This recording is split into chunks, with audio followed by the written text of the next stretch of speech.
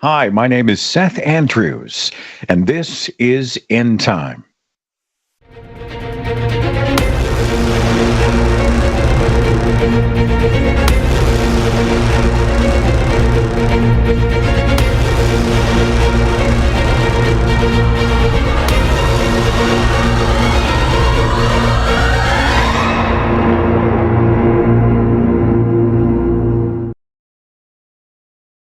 Good evening, everyone. Welcome to Overtime. We have reports from Iranian media that they have engaged in and are continuing as we speak an attack on U.S. interests in the Middle East. We have been able to confirm that such an attack is in fact underway. What you're seeing in the center screen is Al Jazeera. Let's listen to them just for a minute. They are covering this. You will see it's being covered out of Doha. Doha is the capital of Qatar. We will speak on why that's important in just a minute. Including bombers and fighter jets were moved from Udeid. And it is also worth noting that the Americans were cognizant of what could happen to their allies and their assets in the region. So they did not use this facility to attack Iran. But they did attack Iran using B-2 bombers, which flew all the way from the United States with refuelers. Al Udeid base is about half an hour's drive towards the north of the country, towards the border with Saudi Arabia.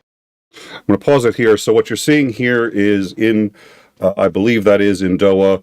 Those are missiles, and the missiles that are being intercepted, I believe those interceptors are by U.S. We do have a significant military presence in Qatar. Qatar is this where we house CENTCOM. That's U.S. Central Command.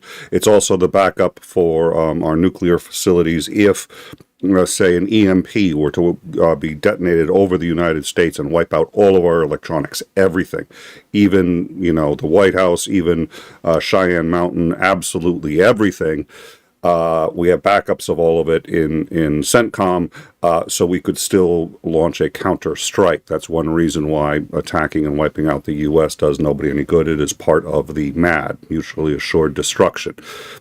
Unless you can wipe out the entire planet, you cannot stop us from retaliating. So CENTCOM and Qatar is very important to the United States. What is being struck at this point are bases in Qatar and Iraq. This is Iran's claim, and we have seen it at this point. Again, we don't know. We've heard multiple explosions outside of or in the general vicinity of the U.S. military base in Qatar houses about 10,000 soldiers. We don't know if there's been any successful strikes inside, but at this point we've heard some reports that there have been no reports of injuries or deaths. We don't know anything. This has literally just started and is still very much underway. Iran has said that this is explicitly a retaliation for the U.S. attacks that came just a few days ago, where we bombed 3 nuclear sites in Iran. These appear to be ballistic missile attacks. All of these areas are going to be defended, I would assume, with Patriot missile systems, meaning they could shoot down the ballistic missiles, hopefully reasonably easily, but I don't think Iran would be doing this if they didn't think they could get at least some damage in. The President of the United States has said that if Iran retaliates and attacks any American interests, that he's going to wipe them out. So he is going to view this as an escalation. The U.S. had probably no real business in Iran at all. They had been following all of the nuclear deals that we had made with them. We were the ones who broke them, even if we hadn't broken them, even if nobody broke them.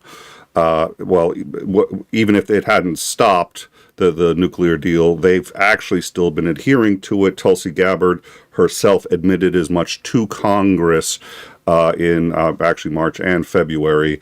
That is the assessment of the U.S. intelligence agencies. Donald Trump has chosen to ignore that for Benjamin Netanyahu's assessment that they were weeks away from a nuclear weapon and that they were actively trying to assassinate President Trump, none of which we believe is true. At any rate, this retaliation is going to be seen by the U.S. as an escalation and may even lead to boots on the ground. Our estimation yesterday and the day before was that Iran's most likely cause of action, which they may still do, would be closing the Strait of Hormuz. If they do that, we can expect at a minimum 50% increase in the price of gasoline overnight. We explained how and why. They have not done that. We believe China is putting at least some pressure on them not to do that. We have asked China sort of as a favor to pressure them. China doesn't really owe us any favors and isn't very pleased with us now, which is one reason why it usually is better to try to make friends, not enemies, of your political allies. I'm aware that there are benefits to isolationism that liberals tend to ignore. But having said that, there's also benefits to being kind to other countries, because when you need them to pull a favor for you to try to stop an escalation in the Middle East, they're much more willing to do it if you haven't said that you're going to tariff all of their products by 500%, which is what is in the latest bill for the Ukrainian support aid, and that's 500% on top of the current tariffs that Trump is doing.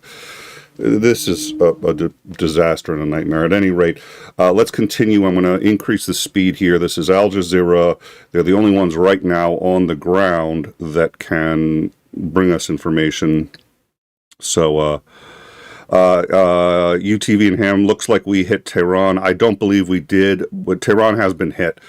Tehran has been hit repeatedly, so at roughly the same time, or just before this even, it looks like Israel started a significant attack on Tehran. So as Israel is engaging in their own attack on Tehran, Iran has initiated a counterattack against U.S. interests in the Middle East. Let's listen in. Around more than 2,000 U.S. troops across Iraq, and they say the Iraqi government says that they need these troops to train the Iraqi forces and help combat ISIS in Iraq. But at the same time, we have been witnessing opposition from Iran-aligned armed groups, also demanding that all foreign troops, and on top of them U.S. and international coalition forces, to leave Iran. Quick favor of the live chat. As of this moment, I believe Titan is not available. Annette is in the live chat. If anyone has a link of anything relevant, please send it to Annette. Annette, if you don't mind, I would appreciate it if you could just act as a buffer, make sure it's a credible source, and then send it to me. I would appreciate that. Thank you. In fact, they call them the occupation forces. As you know, that these military bases, U.S. military bases, have been receiving hundreds of attacks from Iran-aligned armed groups over the past 2 years. You know that. We've talked about this before. In fact, it was one of the big shows that there was a huge week where, and it was one of Trump's first weeks in office, a U.S. airbase in Iraq was struck. U.S. airbases in Iraq are struck all the time. They're struck from Iran. The difference is that the strikes coming out of Iran aren't officially sanctioned by the Iranian government. There's a lot of splinter groups that take weapons and then just fire at U.S. bases in Iraq and sometimes hit and kill people. There was an incident about 4 years ago for an entire week. You may remember it. An American serviceman was killed. It landed in the green zone. So they fired it into Iraq, hit the green zone, hit an American serviceman. Trump said that he was going to destroy Iran. He was going to destroy all their cultural sites, which is a war crime. He blocked their ambassador from entering New York, which is a problem because that's illegal, because entering New York is the only way to get to the UN, and our treaty with the UN, which we had to sign in order for them to agree to set up in New York, was that under no circumstances would we ever block an ambassador from being able to enter the country, such as to be able to get to the UN. The UN is itself not considered a part of the U.S. So, but you have to go through the U.S. to get to the UN. It is a privilege to have the UN in New York, And in exchange for that privilege, we made a deal. We would never block an ambassador. We can block anybody else. We cannot block an ambassador from any country from entering New York on their way to the UN so that they can get to the UN. We can't do it. That makes sense why we can't do it, and Trump violated that. It was a whole week. People were talking nuclear escalation, so on and so forth. That base gets hit 3 or 4 times a year. The reason we don't retaliate is because it's by splinter groups. Do we know who's supporting those groups? Yes, it's the government of Iran. But because there's enough plausible deniability, we have been unable to retaliate. Now it is the government of Iran that is in fact attacking that base. That base is used to being attacked. They were prepared for this. All the civilians have been evacuated. Qatar has now closed all of their closed the airspace as a precaution to civilian any kind of civilian traffic. Let's see. We're going to hear more what they have to say.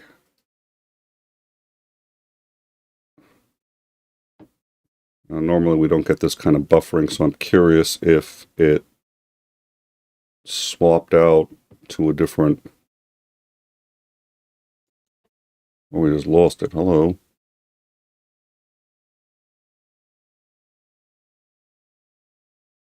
And I was going to...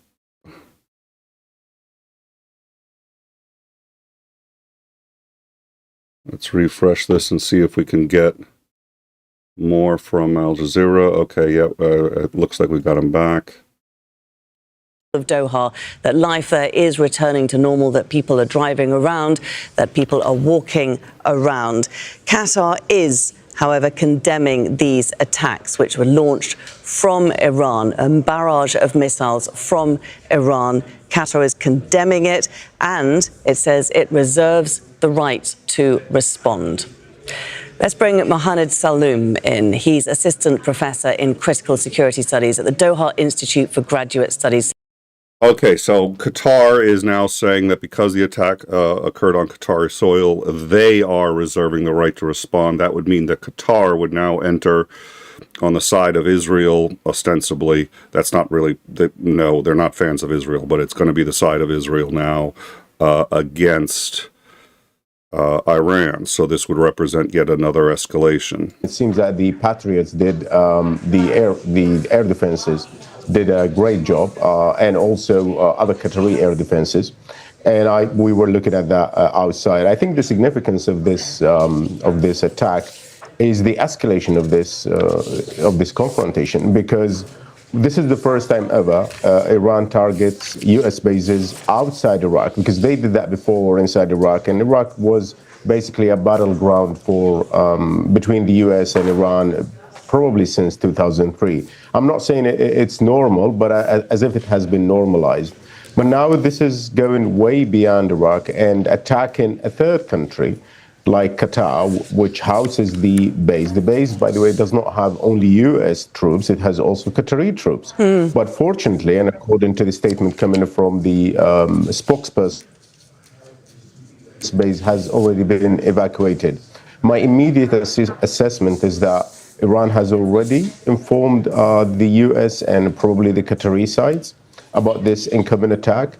And probably this looks like the previous attack that was in response to the assassination of Qasem Soleimani, basically symbolic.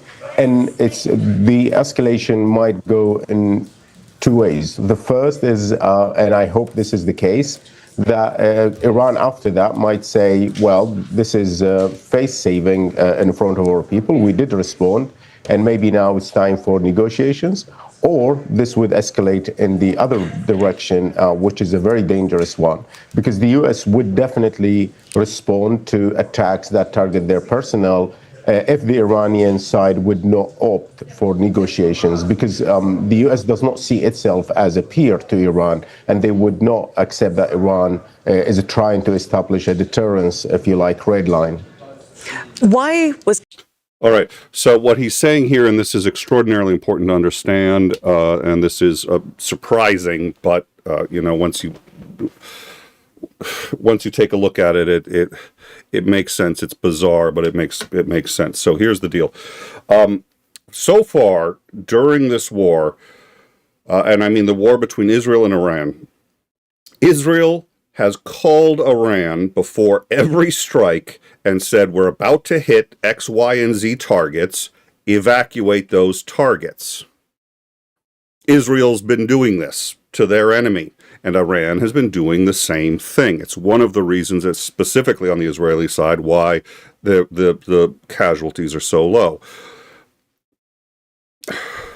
It's a very strange dance, very weird political maneuvering. But what's going on is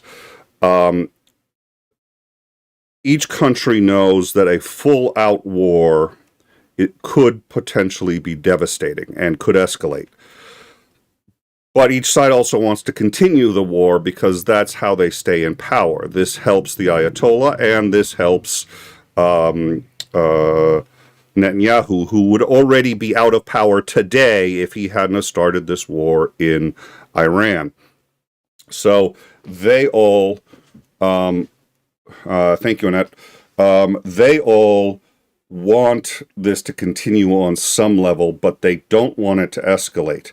So it looks like Iran has done here what they've actually done before, which is notified the US bases before they were attacked that they were about to get attacked.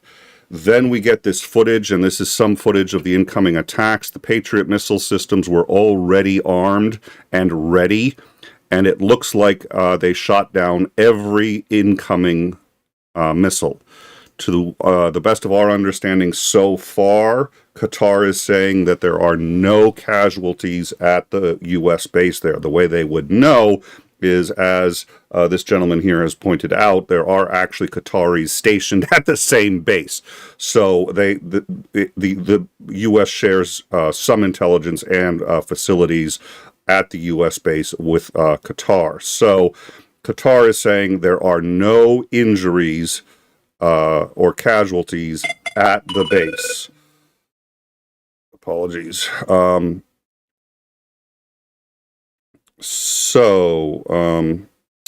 I'm going to need to check on, let me just see if, yeah, okay, I know what that was about.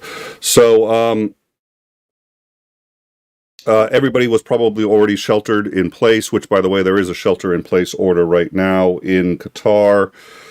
The question is then, why? Why the hell do this? Well, because the Ayatollah can show this on his air. This is a dictatorship, which means he controls the media. And what he can do is say, there were loads of Western casualties. We have retaliated. I, as your leader, have protected you and made the evil Americans pay. He can say that, and it doesn't matter whether it's true or not. What matters is that it looks true. This is very much one of those situations where perception is far more important than reality, and it has been to Iran and to Israel so far, and it has been a lot to Trump. Trump cares very much about perception and not the reality, and the perception that Iran was making a nuclear weapon was a great way for him to take attention away from his big, beautiful bill, which is going to add $2.5 trillion to the deficit, despite the fact him saying that it's actually going to lower the deficit. It won't. So what we've got is a attack on American bases, which is American soil, technically, which Trump has said, do not do or we will retaliate. So now Trump's got a problem, because Trump needs to find a way to retaliate. If he retaliates in a way that actually causes damage, it's going to escalate. In fact, if he does just about anything, he's going to escalate. But if he doesn't do anything, he's going to look weak to the people that he said, and he issued an ultimatum. This is the problem with these kinds of ultimatums. He is now put in a corner where he's going to have to try to do something. All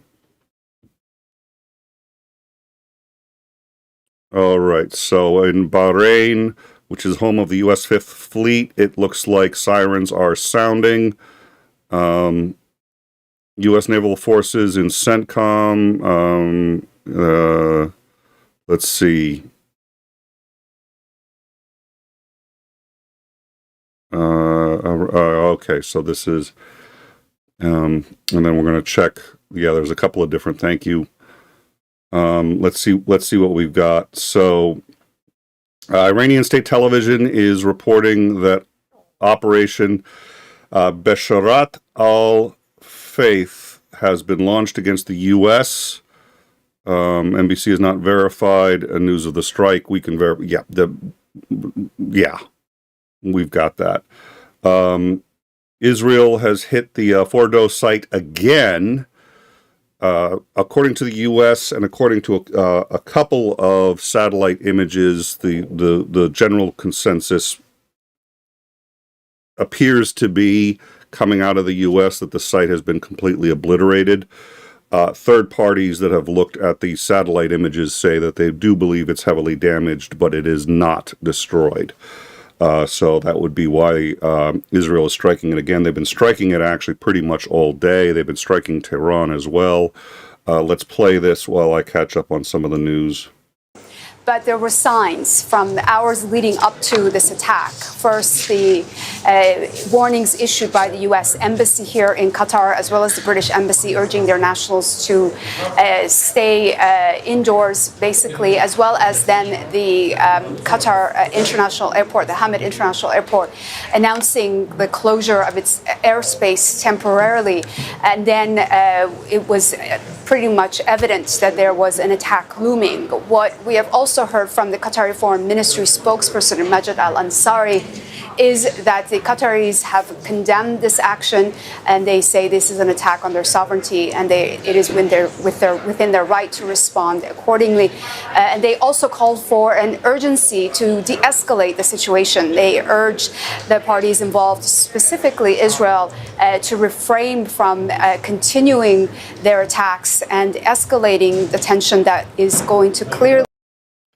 Copy that, Annette. Thank you. And then what we're going to do here is actually I'm going to switch to Sky News. I believe they're also covering it now. They were not. Al Jazeera was the first for obvious reasons. Line in the sand. It's nice to be with you, Yalda. And I think that's absolutely right. This is similar to what happened in 2020 after the death of General Soleimani. The Iranians coordinated that strike through back channels through the Iraqis and various others, which got back to the Americans, where they cleared the base and put the troops in bunkers. This was highly coordinated as well. It's been going on for days, and those bases have been empty. So hopefully, let's pray there are no casualties, and that would be the end of it. That would be the end of it as it relates to Iranian retaliation against the U.S. assets in the region. It's not going to be the end of it for Iranian retaliation to Israel. That's still ongoing. Last time we had the numbers, which was about 2 or 3 days ago, the total death toll in Israel was 3. It's gone up to 24. The reason for this is we believe Iron Dome is running low on ammunition, so they are having to be more selective in their targets. This means more attacks are getting through. Iran has also stepped up its attacks against Israel and is retaliating against Israel, has been retaliating against Israel all day. Iran and Israel are going at it pretty hard right now. Iran has warned that this attack that they have just done against targets in Qatar and in Iran, this attack is for them the retaliation. They're done. But if the U.S. retaliates against these attacks, they will activate terrorist sleeper cells inside the U.S.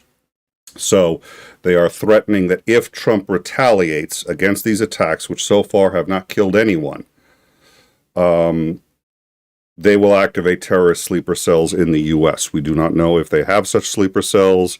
They probably have something, but the efficacy of it is very hard to know right now. I assume U.S. intelligence has some idea of what their capability is in terms of sleeper cells. I'm very glad that U.S. intelligence has a pretty good idea of it, because if they didn't, well, then Trump would have nothing to ignore.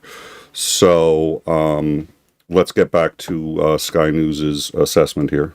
Yeah, that's the thing here, that it could potentially, while you just pointed out the fact that this could be perhaps what ends it with the United States, it doesn't appear, and I'm currently in Jerusalem.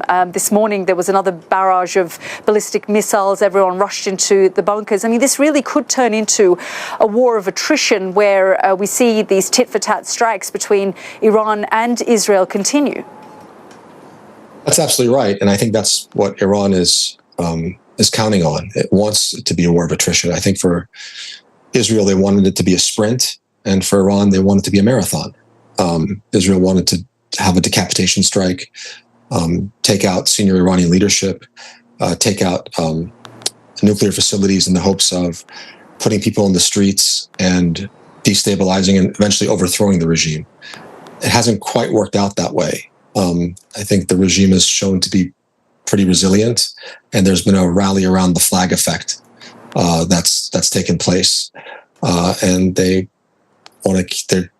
intent on continuing to launch these missile salvos, and they're sending signals diplomatically and publicly that they're in it for the long haul. I even heard today that a senior military official said that we could envisage this going for 2 years, and that's quite a long time, and I don't think they're serious about that, but certainly for a few more weeks and possibly even a few months.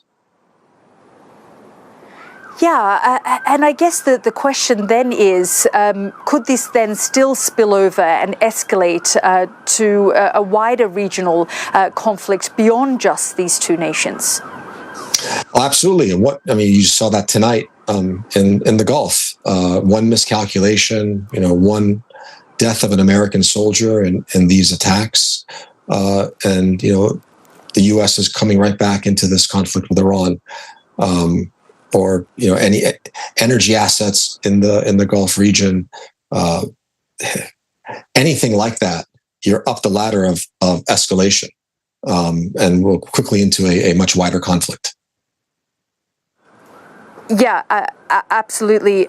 Absolutely, Amir. I think that's ultimately what this is potentially about, because what we've heard from the Israelis as well is that they have been able to freely operate within Iran's airspace. So certain red lines have definitely been crossed over the course of the last week. Absolutely correct. I don't think Iran, since the days of the Iran-Iraq War, has had a country have dominance over its airspace the way Israel has it. And I don't think Iraq had that kind of dominance over Iran's airspace. At the same time, I don't think Israel's ever seen the type of missile attacks, in its major population centers and economic infrastructure, such as Tel Aviv and Haifa. So this, I think, is unprecedented for both countries. All right, so to do a rundown for those of you who are just joining us, for most of today, Israel and Iran have been exchanging missile fire back and forth. It's been very heavy. Casualties, which just a couple of days ago in Israel had gone up to 3 dead, are now up to 24 dead. In Iran, we don't know, but the latest casualty figures we had for that was nearly 500 dead. This is a direct retaliation against Israel for the attacks that it coordinated with the United States against a number of sites, but in particular 3 nuclear sites in Iran. Iran has now also engaged 2 targets that we're aware of, a military base in Iraq and a military base in Qatar. As of this moment, Qatar seems to be confirming that there are no casualties in the military base there. That base usually houses 10,000 troops. They were down to 2,000. They evacuated all but 2,000 and were warned ahead of time by Iran that the base was going to get attacked. The Patriot missile system appears to have knocked down all of the ballistic missiles sent. We have images of that. And you'll see more coming up. We've got Sky News that we've been listening to, that in Al Jazeera. We may go back to Al Jazeera. I think that's an important perspective. Meanwhile, we do not know the status of the base in in Iraq. So there's a couple of questions. The first most obvious question is, why on earth did the Iranians warn us? Iran does not want a full-scale attack with the U.S., but the Ayatollah must respond. He must respond. He must respond, and it must be obvious that he responded. He must be able to show pictures of that response and say that your glorious leader has defended you from the imperialistic Americans who attacked us, and here's pictures of us sending missiles over into their air bases. And by the way, we killed hundreds of them. It doesn't have to be true. It just has to be plausible enough that with his control of state media, people will believe it. And the people in Iran have seen the missiles launch. And anybody who's, any Iranians that are hanging out in Qatar will say, yeah, the missiles, we saw the missiles come here. How many they killed? Well, that's up to interpretation. US, Qatar, everyone says 0. Iran says whatever number they like. So everybody's happy. There's an old saying that I like very much. You can either do something or you can get the credit for it. You can't do both. This was true, actually, of the Cuban Missile Crisis, where John F. Kennedy got credit for winning that crisis by getting Russians to withdraw without making any concessions whatsoever. That was the appearance. He appeared to win, and the world saw this young leader stare down the Russians, and they blinked and left. The reality is, we agreed to give away our Jupiter missiles in Turkey, but we would do it in 6 months when they were due for a retrofit anyway, and we would make it look as if it was unrelated. Russia actually won that exchange. They came away from the entire exchange with more than they went in with. They didn't have their missiles in Cuba, but they got us to remove our missiles in Turkey. We, on the other hand, we lost those missiles and we didn't get anything in exchange except no World War III. But Kennedy came out looking golden. All the Ayatollah cares about right now is how he looks to his people. He has to look strong. When one side is interested in how things appear, and the other side is interested in the reality, it's often very easy to make good deals, because you can just say, well, if you'll work with me and let me get what I want and need, I'll let you take all the credit. A lot of people will work for that. The problem is, in this case, we have a lot of countries where people care about how it looks. Netanyahu cares very much about how it looks and looking strong. Ayatollah cares how it looks, and I have never seen a person who cares about how it looks more than Trump. He doesn't care about the reality of anything, as far as I can tell. There were no nukes in Iran. That didn't stop him from bombing the living daylights out of it. So how he's going to respond, I don't know. He's also aware that Americans have an unusually short attention span. So is he going to do a symbolic counterattack that will allow him to say, hey, I'm the bestest and biggest and shiniest president ever, and I've just stared down Iran, which no president could do until me. Well, if he gets to say that, maybe it doesn't matter what actually happens. But the problem is, right now, he has said, if they attack U.S. interests, they're going to, I forget what he said, it's going to be the biggest bombs of glory, and, they're going to be the regrettiest people that have ever regretted, and whatever language he uses. So we're going to have to figure out how he's going to respond. But as of this moment, they haven't done any real damage. They've cost some money because a Patriot missile costs about $1 million a shot. But honestly, who cares at this point? Okay, Amr, we'll leave it there. Thank you very much for joining us. Let's be with you. Let's speak now to Ali Al-Majid, who's an anchor at Doha News. Ali, thank you very much for joining us here on the program. Just give us a sense of what happened and what unfolded over the skies of Doha today, because Qatar is one of the safest places on the planet. This is highly, highly rare and unusual to see this anywhere in the world, let alone in Qatar. Well, basically, 2 hours ago, we got a notification saying that the skies in Qatar were closing down due to just a preemptive safety measure. 1 hour ago, I was in the gym. As you can see, I'm still in my gym clothes. And we heard. So note, okay, so they got an hour heads up. 2 hours ago, they closed down the airspace. So they knew it was coming. Iran, believe it or not, it's amazing how much of this is theater.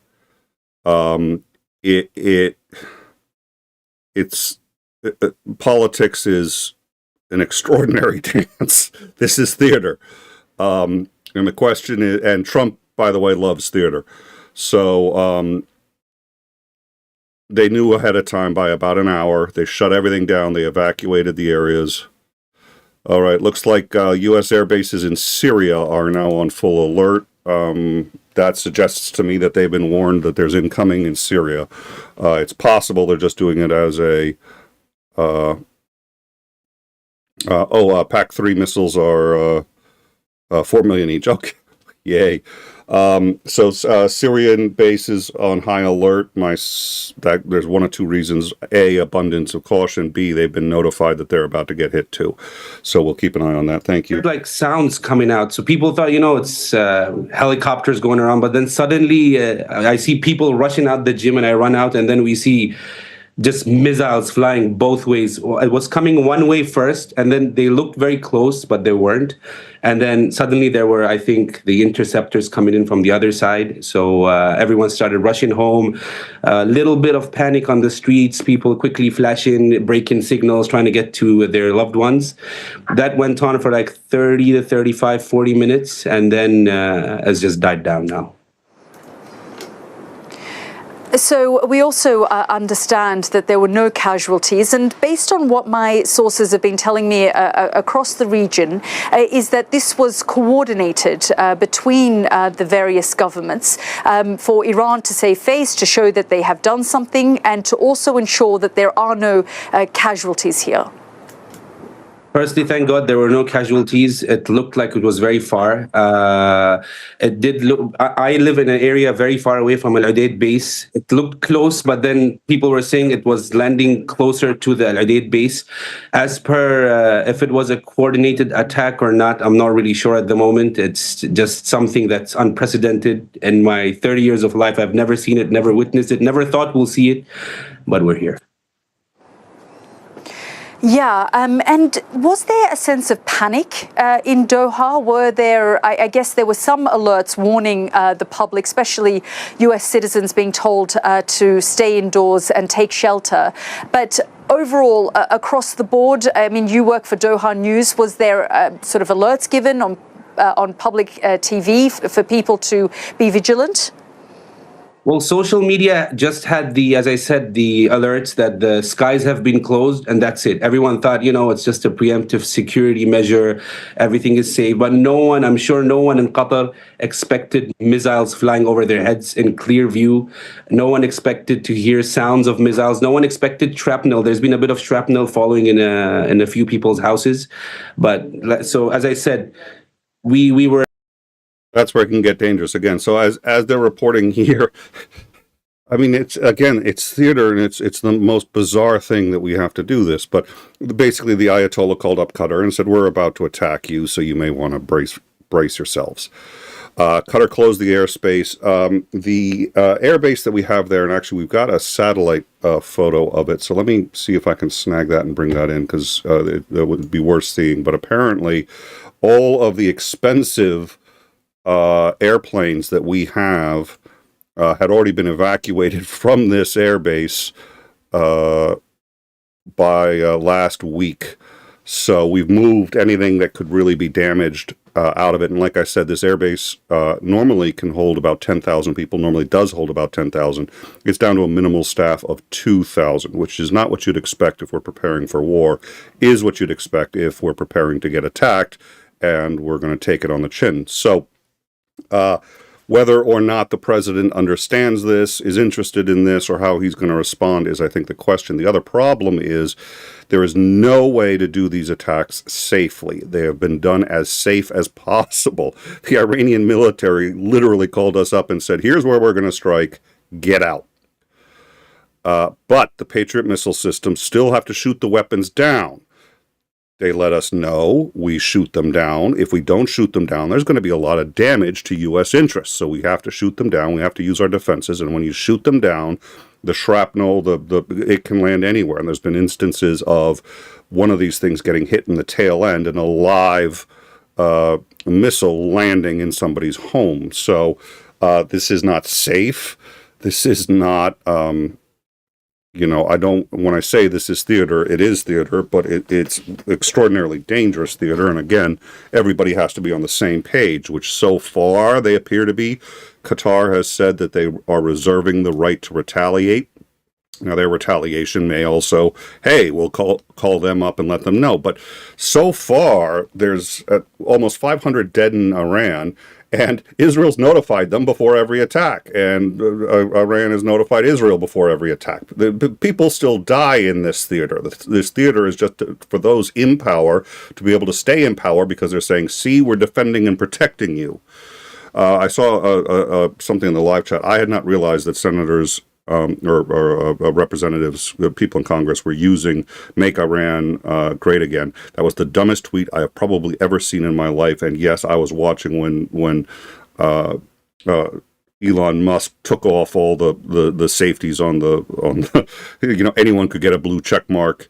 And somebody was, from Chiquita Banana was like, oh, sorry, we overthrew the Republic of whatever. It was the still dumbest tweet is "Make Iran Great Again," because if you're true MAGA and you are an isolationist and you believe the U.S. is the most important country in the world, the fact that the president who has been supporting that cause could flippantly say "Make Iran Great Again," like if you can make Iran great again, then what's really the difference between Iran and the U.S.?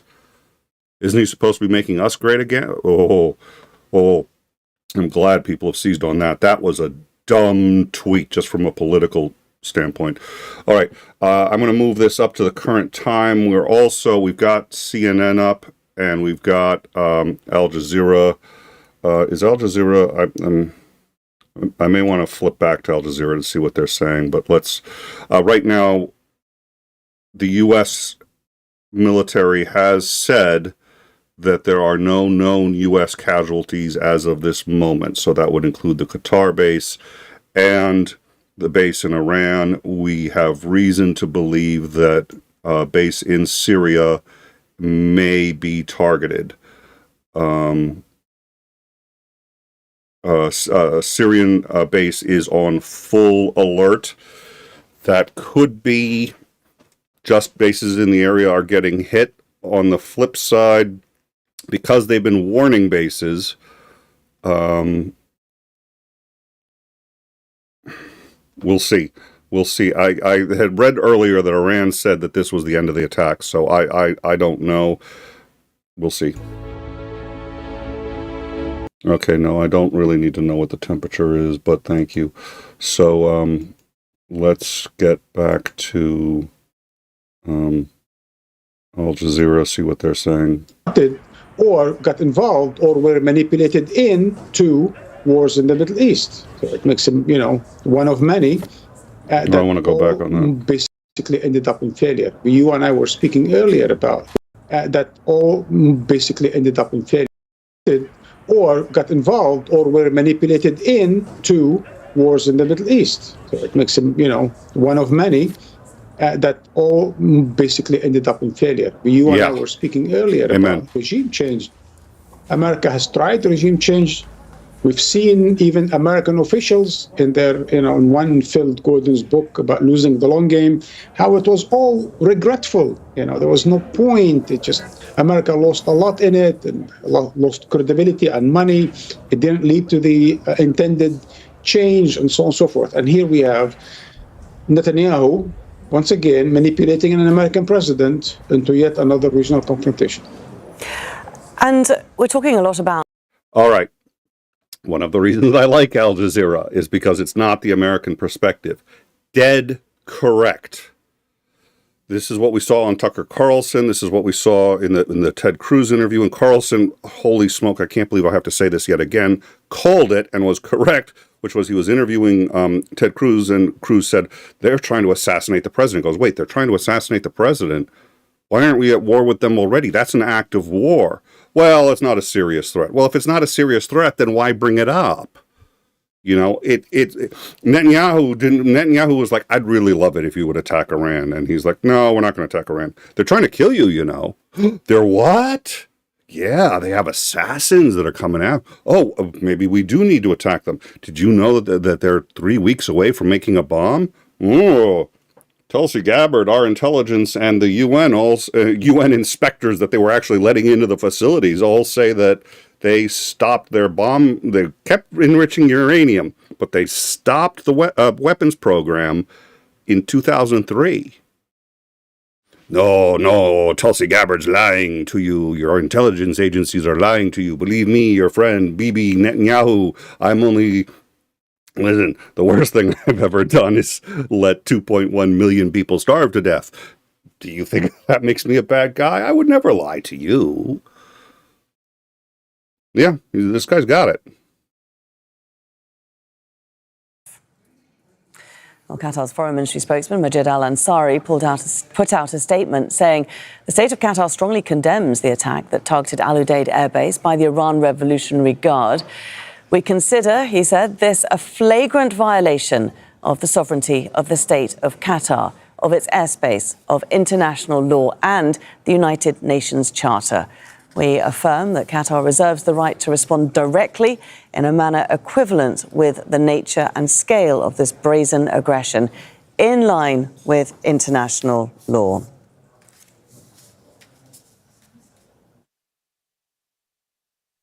All right, we know now in the wake of this, Kuwait and Iraq have now closed their airspace.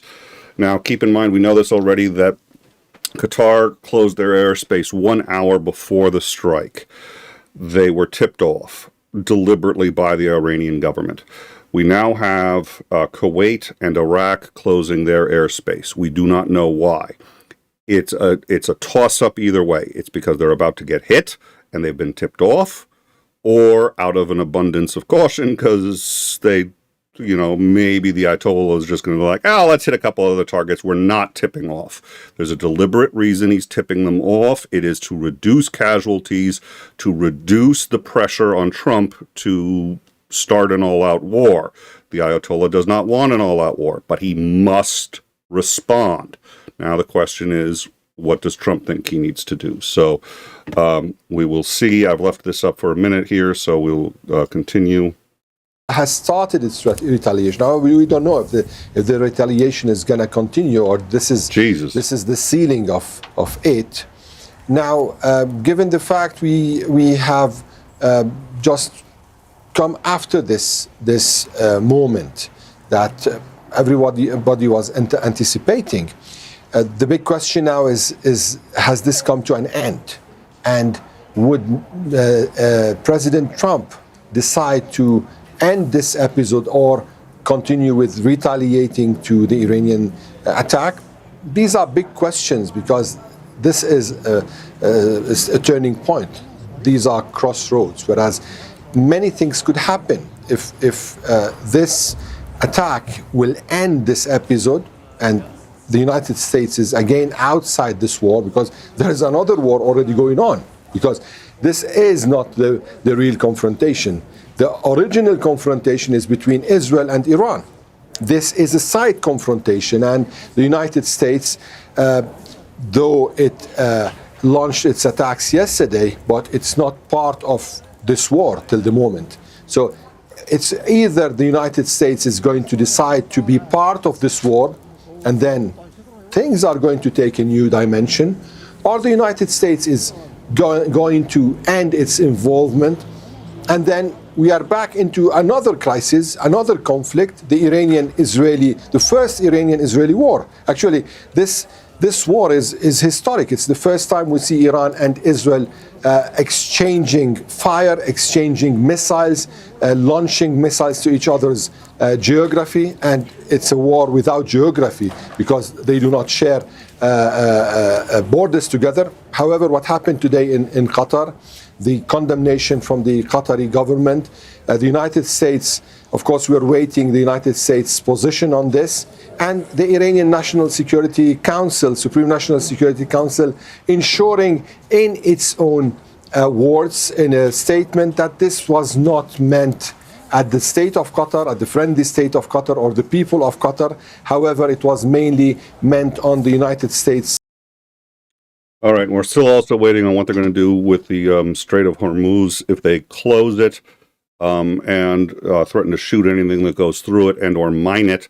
That would essentially cut the flow of 30% of oil, and I forget what percent of natural gas. I think it's 15-20% of liquid natural gas worldwide.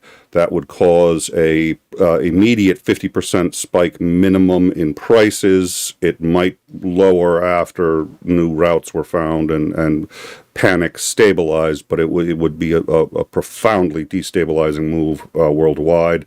The parliament has voted overwhelmingly to do it. It is now in the hands of the Supreme Council, Security Council. The Supreme Security Council is led by an appointee from the Ayatollah himself and is expected to do whatever the Ayatollah says. So it is ostensibly up to the council. It is almost certainly rather up to the Ayatollah himself as to whether or not they're going to shut that down. Trump is in the Situation Room right now. The Trump administration says that they were, in fact, anticipating a retaliation from Iran. Well, Trump posted, "Let's have peace," which is the other thing. It's like we attacked Iran, we hit 3 sites, and then Trump said, "Okay, we hit sites. Now we call peace. We call peace. Time out. I've called peace. You can't touch me." And it's just like, I saw a great post like from Emperor Hirohito, who was the emperor during Japan's World War II, saying, "I just bombed Pearl Harbor, but, that was it. Peace now. Let's have peace. We just hit Pearl Harbor. We're done. I call peace." It's like, wow. So Trump is now saying that he anticipated this. Well, yeah, it's easier to anticipate when Iran tells you ahead of time that they're going to do it, but okay.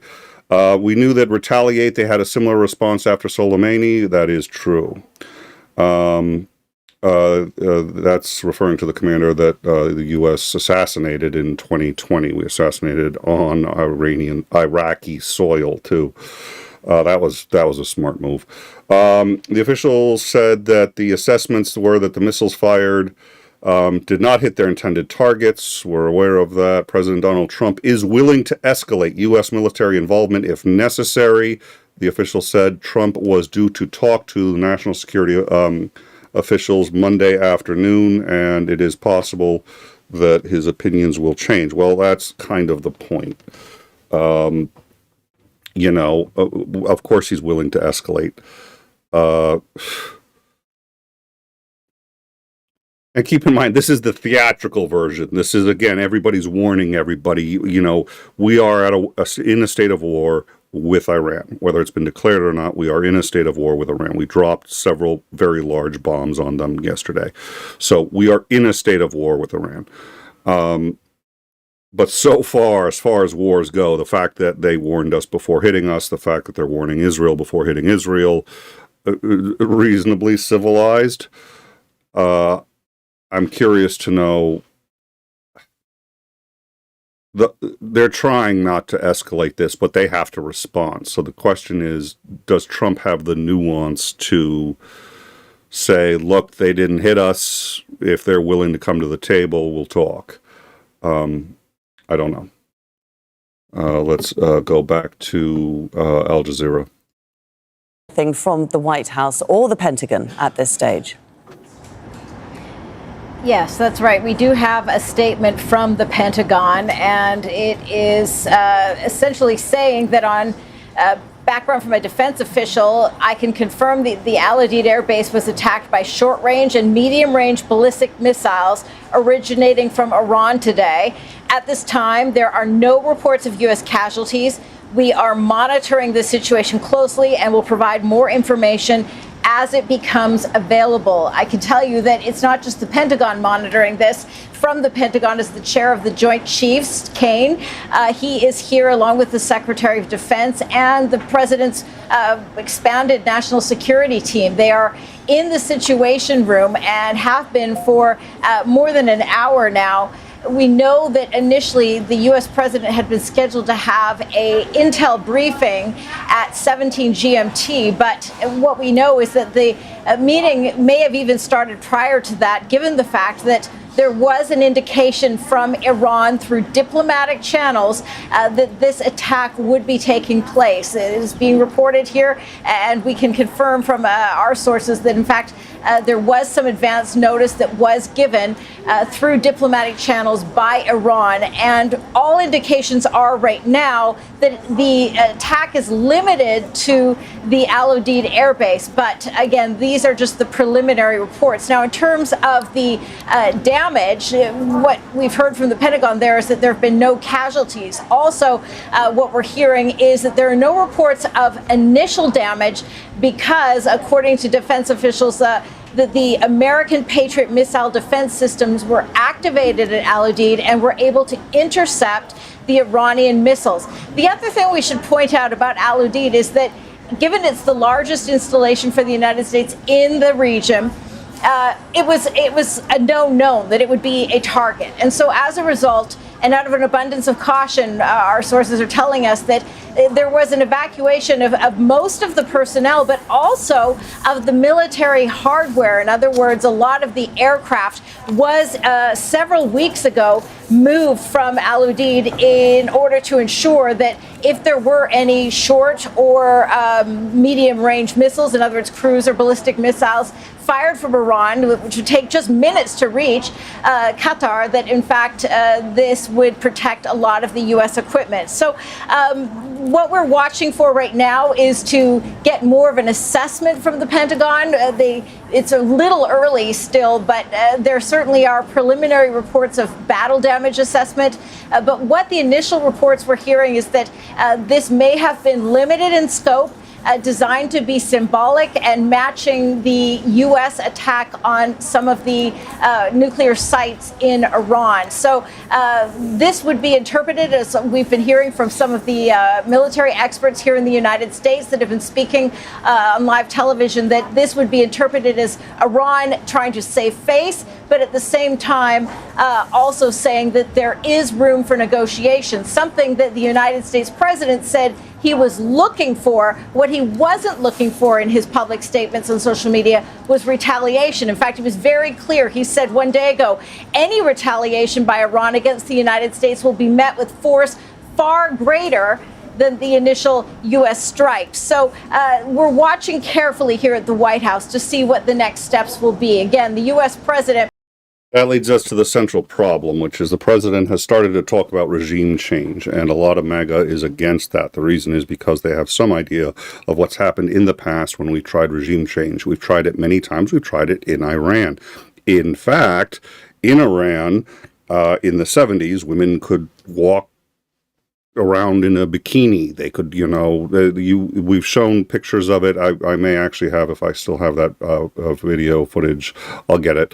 You couldn't tell the difference between women in the 70s in the U.S. and women in the 70s in Iran. We overthrew the democratically elected government. We installed the Shah. The Shah was a dictator. They really did not appreciate the Shah, so they overthrew him, and a charismatic leader, the Ayatollah Khomeini, was able to take power and crack down and institute a heavily religious regime where women all have to wear the hijab and all of this other stuff. So, and that was the result. That was one of our better results from attempted regime change. It's risky business to get into.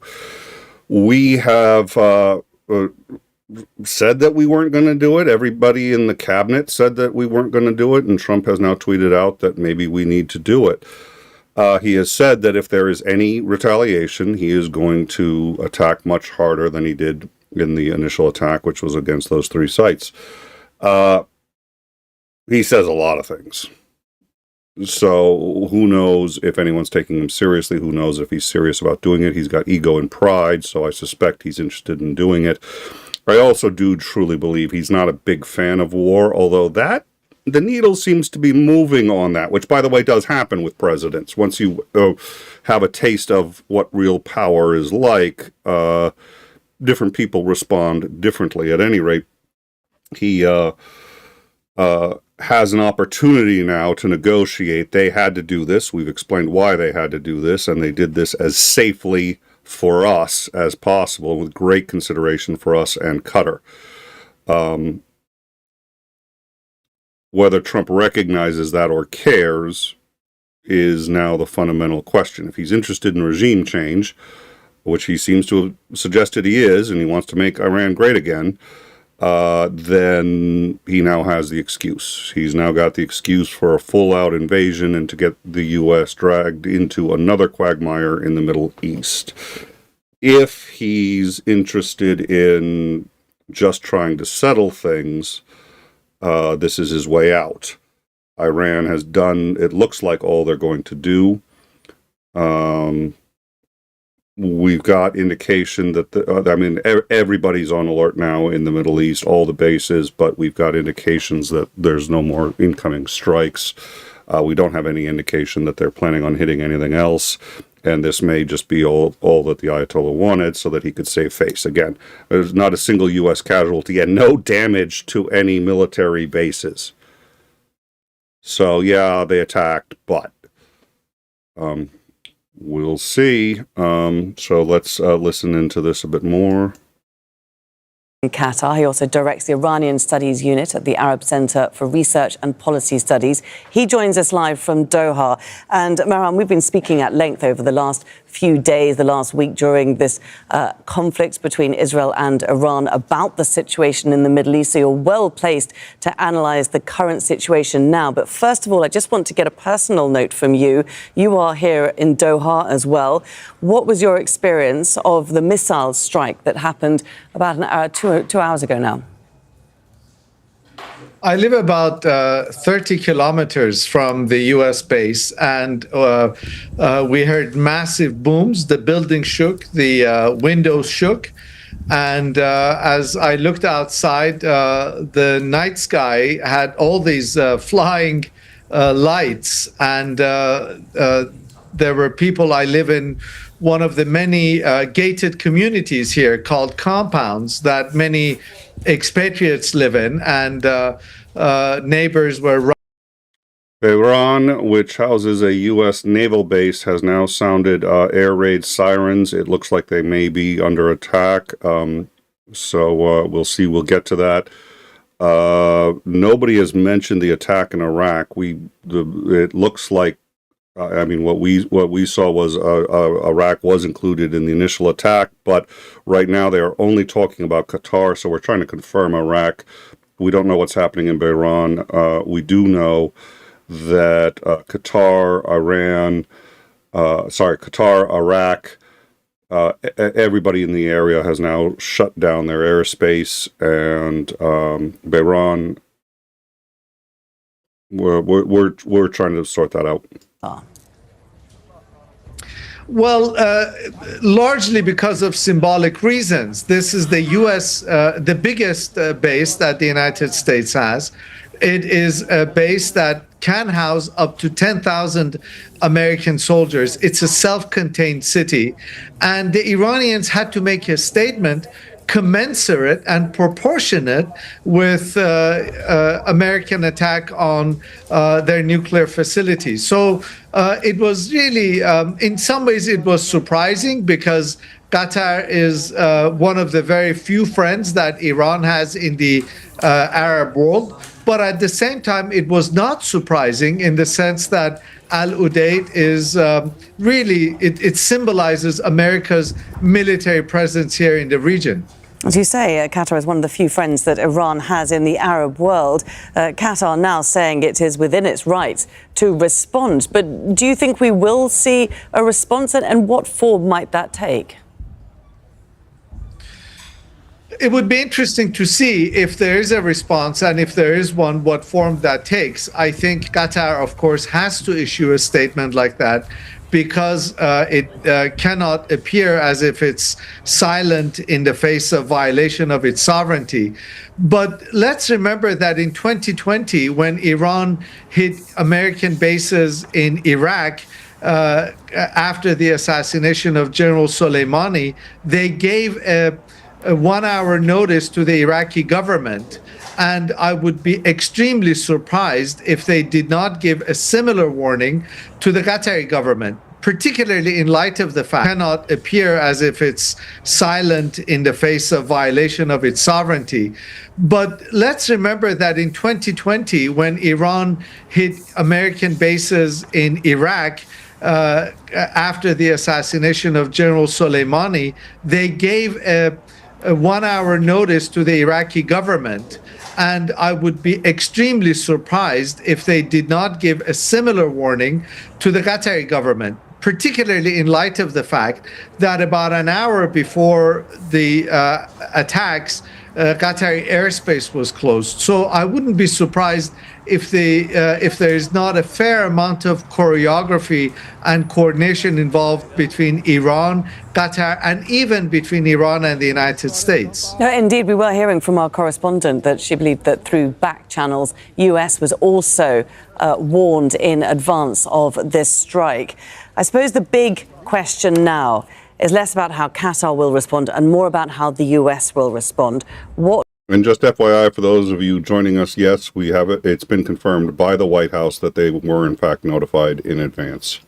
Okay, Mehran Kamrava, for the moment, many thanks indeed. We really appreciate you bringing your personal and professional expertise to this story here in Doha. Thank you. Well, Iran's Revolutionary Guard Corps has released a statement following the attacks in Doha. It says it launched a powerful and devastating missile attack on the Al-Udeid Airbase in Qatar. This base, it says, serves as the command center of the US Air Force and is the largest strategic asset of the American terrorist army in West Asia. They're not wrong. Well, Iran's military spokesman has just issued a televised address following these strikes. Let's take a listen in. The Islamic Revolutionary Guard, in a heroic mission, has struck the Al-Udeid base in Qatar. This base is the largest terrorist base belonging to the United States in the region. This is a message for the White House. The Islamic Republic of Iran will not, under any circumstances, forget its nation's security and let threats against it go unanswered. Joining us now from northern Doha is our correspondent, Dosa Jubari. Dosa, tell us what the situation is there now. It's about 2 hours after those attacks. People were told, some people were told to shelter in place. Other people were carrying on about their daily lives. What's the situation there now and the mood amongst people around you? Well, things are returning back to normal. Most people have resumed their routine and gone back to their daily basically lives. But certainly the moment the missiles were intercepted over the skies of Doha, most of the people around the city heard them. Many saw them. We've seen the footages that have been coming in, the mobile footages that show the minute the air defense systems were activated and intercepted the Iranian missiles over the Doha skies. Many people are still shocked. I think there's a sense that most people in this country never thought this kind of an event would happen. All right, we're getting some clarity now on what's going on in terms of the Iraq situation. So there was an airbase in Iraq, western Iraq, the Ain al-Assad base, which was also attacked. However, we mentioned this at the beginning of the show. They have groups that are sort of they're not associated formally with the government. Sometimes they're rebel groups, whatever they are, and they constantly are hurling missiles into Iraq to hit U.S. interests. They are supplied by the Iranian government, but there's enough plausible deniability we can't really do much about it. One of those groups did attack a base in Iraq at the same time.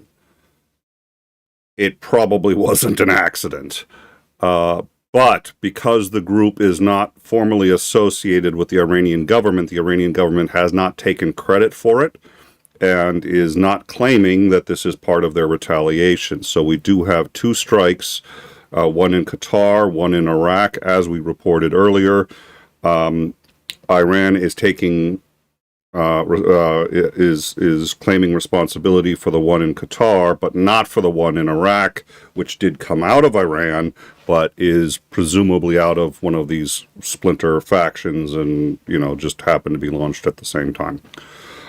So that's where we are, and that's why we are not seeing Iran being credited with, and nobody's really talking about this other attack. It's presumably not an act of war, and hasn't been considered an act of war when they do this, like, I forget how many times they do. They do this like 3 to 5 times a year. These rebel splinter groups. And by the way, we do bomb those groups back, but we don't hit any government affiliated or civilian targets. We trace where the weapons came from. We bomb them, and usually kill a whole bunch of these rebels. And, Iran doesn't say or do much about it, and that's been happening for a while. Personnel from this base. We don't see it very often unless you have something to do at this facility and that is heavily guarded. Most people don't even know where it is that live in Qatar. They just know of the name. So we understand that this base was also evacuated a while ago by the U.S. military, given the threat levels that their personnel face in the region. So really knowing the Iranians knew that this airbase would be empty, and clearly the target and the intention was to show that Iran is responding to the United States after the U.S. attacked its 3 nuclear sites Sunday morning. And the intent was not to cause any damage on either the civilian population in Qatar or the U.S. citizens and military personnel at this airbase. Indeed, and we are hearing from the Qatari Foreign Ministry that there were no casualties, no deaths, no injuries from this attack. Dorsett, thank you very much for that update. Let's bring in Marwan Bashar. He's Al Jazeera's senior political analyst, joins us now from Paris. Now, as Dorsett... There is a damage assessment being done, apparently. Someone said in the live chat earlier, and I'll go back to that. I think it was Big Jim said that there may have been some damage done to that base, and we have no word on Iraq. Again, there are air raid sirens in Bahrain. Not sure. We'll stay on that. The idea that there's this little territory where the base is that's been leased to the U.S. government, it clearly signifies that it wasn't Qatari's sovereignty that was violated. It was an attack on a military base. And yet, it was important for the Qataris to make a point about that this is a violation of our sovereignty, least or otherwise, that the Iranians should not be carrying this kind of attack. And yet again, we also heard that they had an advance notice, that they certainly did not go beyond the vicinity of the base, and so forth. So I think that aspect of it, the aspect of the Qatar in the Iranian attack against an American base, I think that's going to prove more and more to be a detail, not an important. Not for the Qataris, it's important, of course. But I mean, in terms of the war, I think it's going to be made clear again and again, and the Iranians are apologizing again and again that this is not meant against Qatar. One wonders, though, what the destabilizing effect will be across the region, because the Gulf countries pride themselves on stability, and that has now been rocked. Well, yeah, there's no doubt about that. I mean, the big fear is not just that. It's not the response. It's the response to the response to the response to the response, right? I mean, because that's what you have. So already now we had, since April 2024, we've had now responses back and forth, right? And this now could accelerate and could speed up the idea of retaliation and counter-retaliation. I'm sure that's what they're discussing now at the White House, is how we're going to respond. And eventually this could actually go out of, whack, as it were. It could start getting more and more countries involved. But even for Iran itself, moving forward, I mean, we've seen this movie before, right? I mean, look at the 4 other countries that we've seen such interventions in: Iraq, Libya, Syria, Yemen. We're talking about not just hundreds of thousands of deaths. We're talking about millions of casualties. Millions of casualties. Just the past 20 years, these 4 main wars where there were attempts at regime change, basically leading to failed states, civil wars of sorts, and so on and so forth. And that's just 4. And we know how it was always snowballing, right? It starts with something, it goes to something else. Who would have predicted that we're going to have ISIS coming out of Iraq and Syria? Who would have predicted that there's going to be, a civil war, a sectarian war, conflicts in Iraq? Some of us did. We said, we warned back in 2002 and 2003 in the New York Times that this will happen. But of course, American elites, American establishment is so snob and apparently ahistorical that they don't seem to learn from the lessons of history. I doubt personally, Laura, that President Trump reads history. I doubt very much. I doubt that he read any book of history. He listens to Sunday sermons from evangelical preachers, the charismatic type, but I'm not sure he read 2002 and 2003 in the New York Times that this will happen. But of course, American elites, American establishment is so snob and apparently ahistorical that they don't seem to learn from the lessons of history. I doubt personally, Laura, that President Trump reads history. I doubt very much. I doubt that he read any book of history. He listens to Sunday sermons from evangelical preachers, the charismatic type, but I'm not sure he reads history. By the way, Netanyahu reads a lot of history. He's a ferocious reader of history. But that doesn't mean he concludes the right lessons of it, right? I mean, we know that Sharon, who was involved in the Gulf War back then, and then in a little politicide in Palestine, had always the book "The Savage Wars of Peace" right next to him, which is about the colonial war against Algeria that led to over 1 million deaths and God knows how many casualties. But no one learns the lessons. The lessons been coming to us again and again and again. The French lost, the Americans lost, the British lost. Did I say the French? The Italian lost. And I think the Israelis eventually will end up losing. These are quick wins. There are no victories in these wars. These are, words of poets. And the problem is, I suppose, when we're looking at who is involved in this conflict, Donald Trump in the White House, Benjamin Netanyahu in Tel Aviv, in Israel, these are reactive people. Would they see this attack as a green light to go all out in Iran and go for the regime change that we've heard so much talked about over the past week? It's a real possibility, especially as the war now continues to escalate, and as the Iranians have proven. that they are, just as stubborn and just as steadfast and just as ready to sacrifice as they did during the Iraq-Iran war for 8 years. If you remember, you and I spoke, and I said the best thing they would do now is just not to respond, not even say anything, keep quiet, right? But that's not their style, right? That's definitely not their style. But I think it's not just, of course, a question of style and being a bit facetious.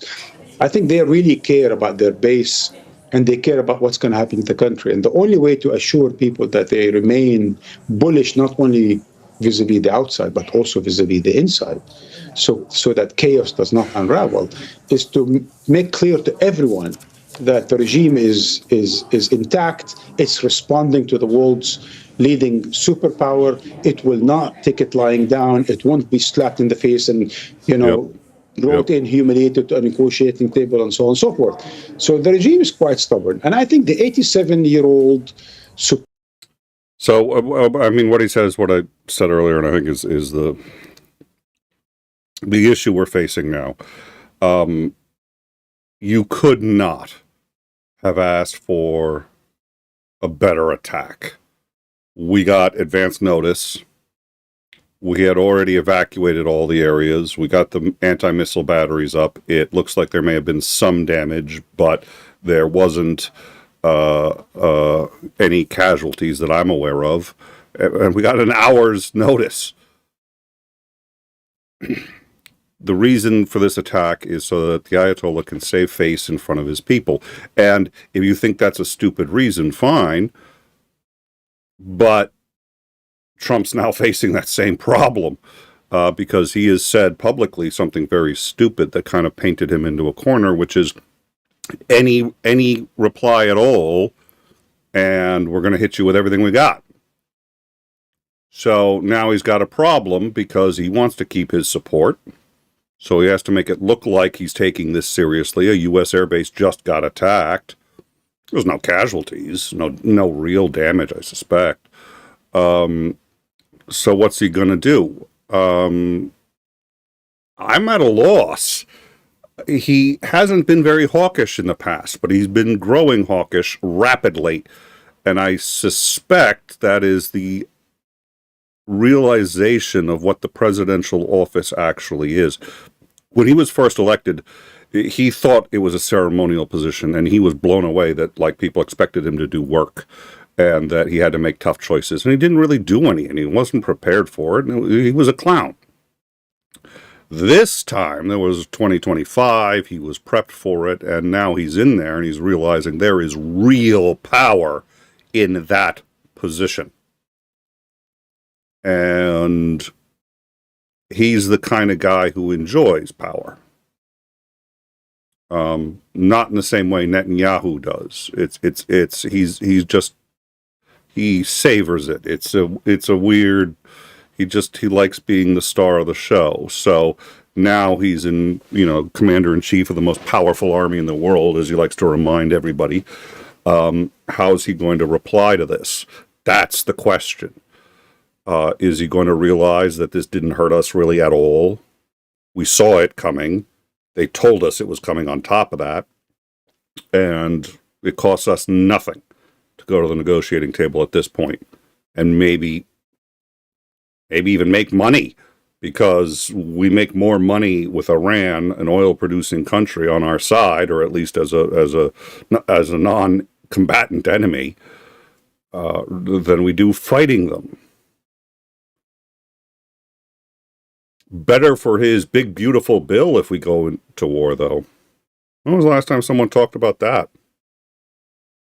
When was the last time someone talked about the 2.1 million starving people in Israel that Netanyahu's deliberately starving out so he can take their land? I haven't heard about that in a little while. As long as those problems exist for the respective leaders, my suspicion is they want to find a way, any way, to keep things out of the news. So this is also theater for the people who know it's theater, because we're talking about this and not the U.S. sovereign debt crisis, which is an absolute crisis, and it's such a crisis that there are Republicans who are willing to stand up to Trump. Most of those have been wiped out. There are ones willing to do it, because it's that bad. It's so bad Tucker Carlson's on our side, for fuck's sake. That's incentive for Trump to keep this going. So we will see. Dunk on you, $20. Working but listening. Please keep up the greatness. Slava Ukraina, Heroyam Slava. Thank you very much for the super chats. We really do appreciate it. It helps keep the lights on. Again, this is full-time for us, and so thank you. I appreciate it. I'd also like to say thank you to Annette, who has been collating a lot of this information in the background as I go through it up here. So thank you to Annette, who was free. Let us just hop right in. So thank you. Duncan, you also gifted 5 memberships. Thank you for that. And Native Atheist sent a super sticker, $10, saying thank you. Thank you for that, Native Atheist, and copy, Annette. I got that. Thank you. All right, so we're going to play. Actually, what I wanted to do was switch to hear what is being said by Sky News. I was going to say the U.S. version. It's the British version. Hopefully, they're not talking about the temperature anymore. So, yes, they cannot be ruled out yet as a military force. And also, we often talk about Iran's proxies, terrorist organisations as well. Is that a tool that they could use? Yes, I mean, Iran has been living in a state of siege, seeing all the surrounding countries as enemies for decades. They had a network of proxies, a number of them like Hamas and Hezbollah, and the Houthis in Yemen have been attacked, but they have others in Iraq, for example. And yeah, this is a country that is willing to use terrorism and assassination. They're practiced at it, they're resilient, and it may be in the short term that these exchanges with America strengthens support for the regime among the population. Not necessarily in the long term, but that's what tends to happen if your country is struck. You rally behind the leaders. That's really interesting to hear. You mentioned there about UK people from the UK being at some of these bases. How at risk is the UK here? And we've obviously stayed out of it so far, but are we at risk? Well, we have not been part of these attacks. That's been very clear. Indeed, David Lammy was talking to the Iranian foreign minister just the day before Trump launched his attacks. So I think the Iranians will see us as interested in continuing a discussion with them, not on the warmongering side. But all that said, there are British personnel, civilian and military, all around the Gulf. There could be collateral damage in a strike aimed at the Americans. And of course, in a deep sense, Britain is seen as an American ally. So I don't think we are completely cut off from this. I don't think it increases the direct threat to the UK itself, but it is a time of real worry when we're already, of course, also under threat from the Russians over Ukraine. Do you think that the UK government, Keir Starmer, David Lammy, have played it right so far? I do. I think they were right not to be involved in the attacks. I think they were right to maintain the channels to the Iranians, because at some point this fighting is going to be over, and then we have to get back to some sort of a negotiation. If we just leave Iran isolated, hostile, wounded in the Middle East, then they will go underground, literally, for a nuclear program. They'll probably leave the Non-Proliferation Treaty, lifting all international constraints on them. So we've got to avoid that, and therefore I think the British approach of saying we need to be thinking about the longer term here is right. At the beginning of the interview, you said that you were surprised by Donald Trump's action against Iran. Just explain what you mean by that. Well, Trump was elected as a man who ends wars and does deals. And here he is joining in another Middle East war, I think against the instincts of a lot of his own supporters. He's thrown the idea of a deal out of the window by doing this. He's been effectively maneuvered by Netanyahu into supporting Israeli military strikes on Iran. That's not what he was elected to do. And that's a complexity that is going to have to play out in America, especially if this goes on for several rounds. People will see America is being sucked into yet another entanglement in the Middle East, and that's everything that was against what Trump stood for. So I wondered whether he would press on with the negotiating route, but in the end, Netanyahu convinced him to go into military action. Now we're seeing you can never be sure where that will lead. Okay, thank you very much. Well, and that's the. I mean, that was what we were talking about a couple days ago, which is just the. Once you start it, and he's just like, you guys you better not retaliate or else. And Now they're saying, well, we always knew they'd retaliate. Well, then why make the threat? I think they made the threat because all the military knew they'd retaliate. Trump didn't. Trump really thinks, well, we're so big and scary, he can bully absolutely anybody and everybody. There are some people he can, that I wish he couldn't. Some people he can't. And then there's religious fanatics in the Middle East, and he's going to have a hard time bullying them. I don't care how big the military is. It gets back to him maybe reading history and, So I am unfortunately leaning in the direction of he's going to escalate this. I don't think he has an instinct for war. I think he's gaining one. I think he considers Netanyahu a friend, and Netanyahu's on the phone with him right now saying, oh my God, I'm so sorry, my friend. I didn't really think they'd respond. We have to join together and fight the forces of Mordor and destroy the Ring of Power. So, sorry. Anyways. So, I also think that the big, beautiful bill is having huge problems in the Senate, and it makes him look bad. That's not passing. The economy is struggling, and it's about to start struggling a lot more. And I think he wants to look strong, and bullying other countries is a great way to do that. So, who knows? I could be wrong. But he's got a problem now, which is he said he painted himself into a corner. He said he is going to retaliate if Iran retaliates, and Iran had to retaliate. They did it with kid gloves.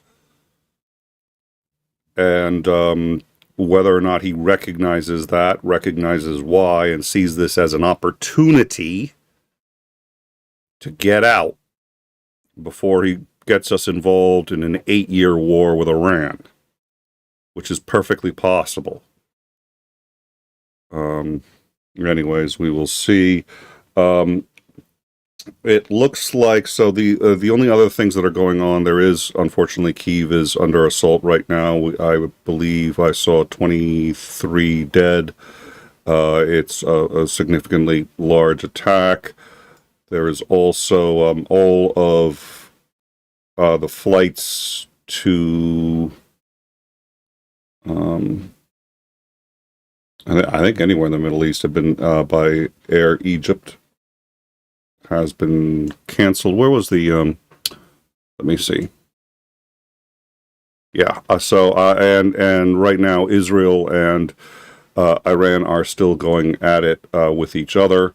So we will have to see. They're gonna keep fighting at each other. The real question that everyone has now is, what is the U.S. going to do? And that's all on Trump. So your guess is as good as mine. Let me check the live chat one more time, and then I think we're gonna call it.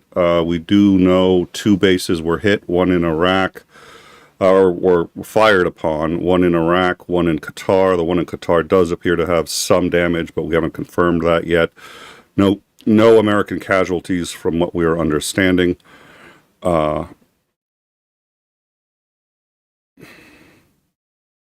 Yeah. And the one in Iraq, Iran has not officially taken credit for. It was a Iranian militia that did it. The militia is not formally a part of the government, and the government officially is trying to end these militias. Unofficially, these militias work for the government all the time and fire weapons that they've gained from the government. It's just to give them plausible deniability. So it was a militia that hit Iraq, and so that has not been counted in most of the news reporting that we've seen as part of this retaliation. It is absolutely part of this retaliation, but for whatever reason, yeah. All right. Yeah, so I mean, Trump is very close to letting his ego get us right into the Middle East again. You know, he's like, oh, I got us out of Afghanistan. Oh, what good is that if you get us into Iran. And the reality is, it's because Netanyahu. I love. I mean, again, Al Jazeera does some really good reporting. They're like, he's been led around, like a puppy. He's been led around by Benjamin Netanyahu. Yeah, that's exactly what's happened. This was none of our business. Netanyahu says, oh, well, they're going to have a weapon. All our intelligence agencies said, no, they're not. They're adhering to the non-proliferation. They haven't restarted their program since 2003. They've been following all the rules.